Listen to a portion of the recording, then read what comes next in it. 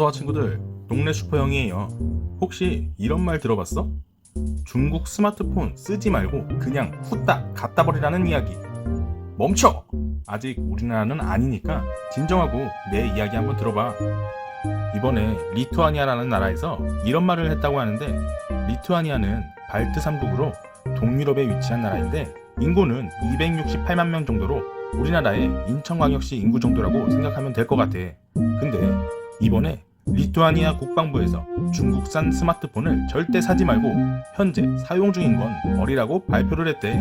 응? 멀쩡히 사용 중인 걸 버리라고? 왜 버려야 하는 건데? 아니 글쎄, 샤오미 스마트폰에 검열 기능이 탑재되어 있다네. 중국 얘네들이 가장 예민해하는 거 있잖아. 프리티벳, 민주화 운동, 천안문 사태, 대만 독립, 요런 단어들을 자동으로 검열하는 기능인데 현재 449개의 단어가 검열되고 있고 업데이트를 통해서 계속 추가되고 있다는 거야. 이것들은 지네들 국민 통제하는 것도 모자라서 이제 다른 나라 국민들에게도 이러고 있네. 이 검열 기능은 유럽에서는 꺼져 있는데 언제든지 다시 원격으로 킬 수 있다고 해서 문제가 발생한 거야. 너무 무섭다. 이거 스마트폰에 모든 사생활이 들어있는 건데 이런 기능을 맘대로 껐다 켰다 제어하는 거면 무슨 짓을 할지 어떻게 알아? 카메라나 이런 것도 맘대로 조작 가능하다는 거 아니야? 이 소식을 들은 독일도 바로 조사에 들어갔다고 하는데 이제 큰일 났지 뭐. 검열 기능이 리투아니아에만 한정된 게 아니고 독일은 물론 EU 전체에서도 비슷한 결론을 내리게 된다면 샤오미나 화웨이 같은 중국 스마트폰 회사들에게 엄청난 타격이 될 수 있다고 해. 삼성전자를 따라잡겠다고 깐족거리던 샤오미였는데 아주 우스운 꼴 되어버린 거지. 어딜 비벼, 아직 멀었지 이것들이.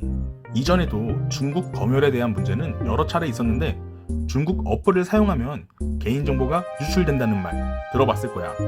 대표적인 게 틱톡인데 지난 미국 대통령이었던 트럼프는 국가안보 위험 등을 이유로 틱톡을 사용하지 말라고 했었고 현재 미국 대통령인 조 바이든도 미국 기업 정보에 틱톡 접근을 제한하라고 지시했다네.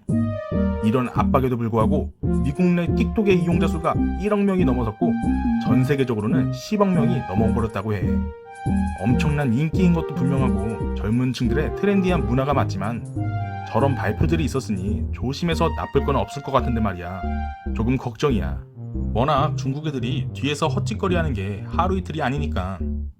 2013년에 러시아에서는 이런 일도 있었는데 중국에서 수입한 다리미 중 무단으로 와이파이 접속이 가능한 스파이 칩이 들어있는 다리미를 발견해서 난리가 났던 적이 있어.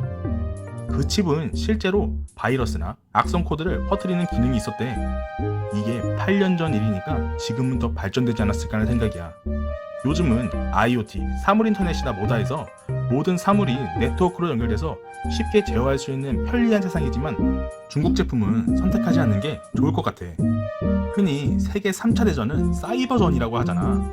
현대시대에는 국가 기반 시설뿐 아니라 대부분이 통신과 컴퓨터로 제어가 되기 때문에 이렇게 미리 통신망 속에 숨어있는 악성 코드들은 결정적인 순간에 상상할 수 없을 만큼 큰 위험으로 다가올 수 있다고 하더라고. 파이어 세일이라고 들어봤을 거야.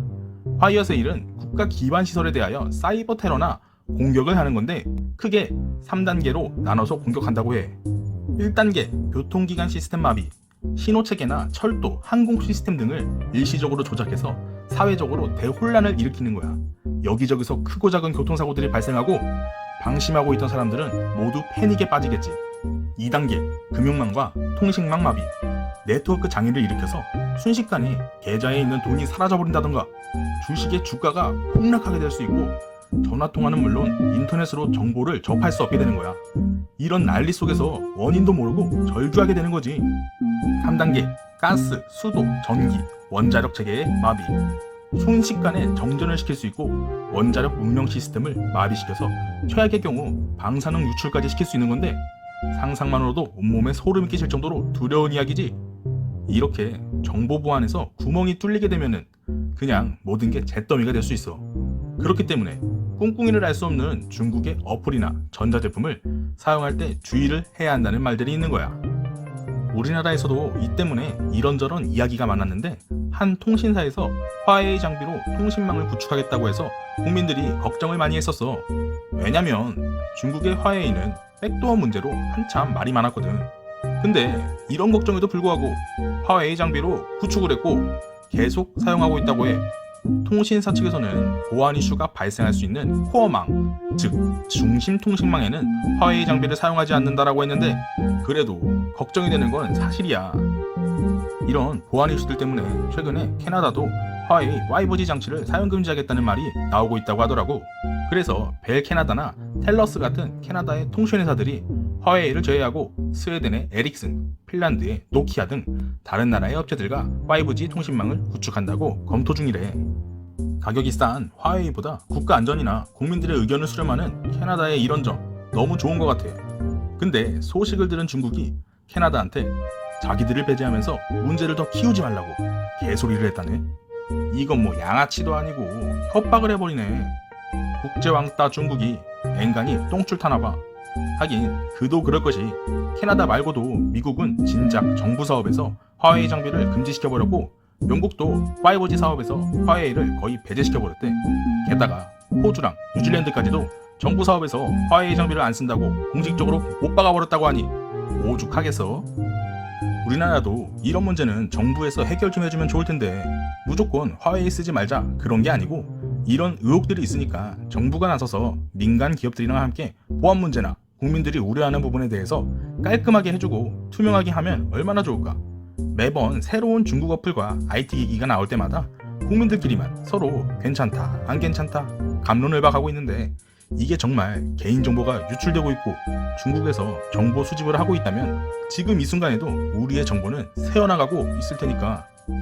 흔히 대륙의 실수라고 불리는 샤오미 스마트폰이나 화웨이 노트북처럼 여러 중국 전자제품들이 가성비 갑으로 불리며 국내 소비자는 물론 해외에서도 인기가 점점 높아지고 있어. 맞아, 나도 정말 구매해버릴 뻔했어. 가격적인 측면에서도 그렇고 이야 이거 가성비 갑이다 이런 소리가 나왔으니까 분명 우리 친구들도 아마 그런 생각 했을 거야.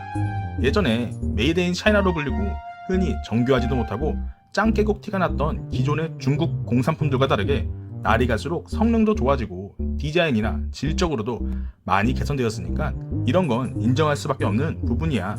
하지만 중국 공산당이 자국 IT 제품들을 이용해서 문화 검열도 하고 뒤로 정보를 빼돌려 수집하는 백도어 이슈도 지속적으로 발생하고 있어서 중국 내에서는 물론 해외 곳곳에서도 다시 등을 돌리고 있는 상황이더라고.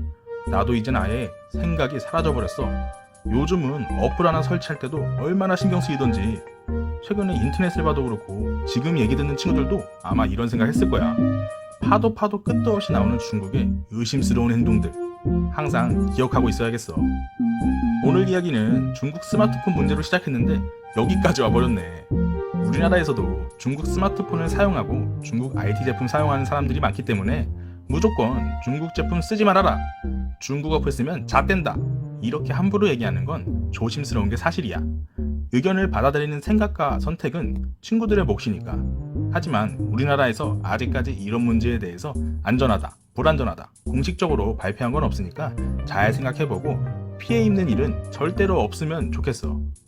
중국 스마트폰의 보안 문제가 더욱 세계적으로 번져서 이제 샤오미나 화웨이는 빠빠이 치고 우리 한국의 삼성 스마트폰이 세계적으로 더욱 큰 성공하면 좋겠어. 지금까지 이야기 들어줘서 고마워. 좋아요랑 구독은 나중에 해도 돼. 외상 달아줄게. 오늘 하루도 정말 고생 많았고 항상 건강 잘 챙기고 밥 든든하게 챙겨 먹고 우리 친구들의 밝은 미래를 응원할게. 그럼 조심히 들어가.